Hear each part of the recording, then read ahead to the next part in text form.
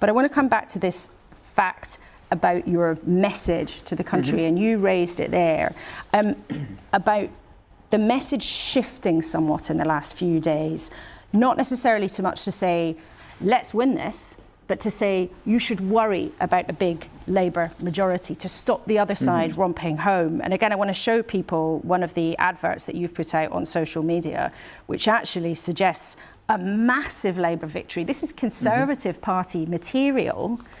And you seem now to be resorting to just trying to spook people into some kind of massive majority. Isn't that an admission of defeat when, as you said, not a single vote's been cast apart from a few postal votes? No, it's not. It's simply doing what you led with before with me, which was to just point to the polls. So all we're saying is, if you look at the polls, and if people voted the way the polls are suggesting, that's what you'd get. And we're saying to people, is that what you want? And actually, I don't think it is what people want.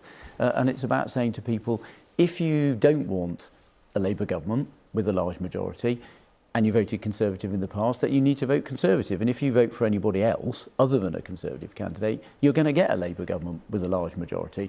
But we're still fighting for every vote. We're just saying to people, if the polls were true, and if that's what people do when it comes to polling day, that's what you're going to get. That's kind of what you pitched to me at the beginning. But the whole point of being here and making this argument to you is we're trying to change people's minds. And we know, actually, one of the things I think John Curtis has said before is there's a record number of people at this stage of an election campaign who haven't made up their minds. I think something like 44% of voters are still to finally decide who they're going to vote for. But isn't that exactly the point? And it depends what they do about the outcome. Isn't that exactly the point? There are still millions of people in this country, probably many of them watching this morning, who haven't decided what to do yet.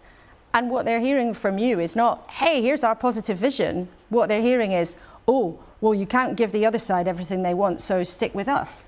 And I know you're an experienced politician. You're a politician who likes to see themselves as somebody who's honest and candid. Isn't that something that sounds a bit desperate? Not really. Look, the whole conversation, often with broadcasters, is all framed around the polls. I completely agree with what you just said there latterly. A lot of people haven't made their minds up. They're still thinking about what they want to do. And I've said we've set out a clear manifesto. In our case, a programme for government, properly costed, lots of detail about what we want to do across a whole range of policies.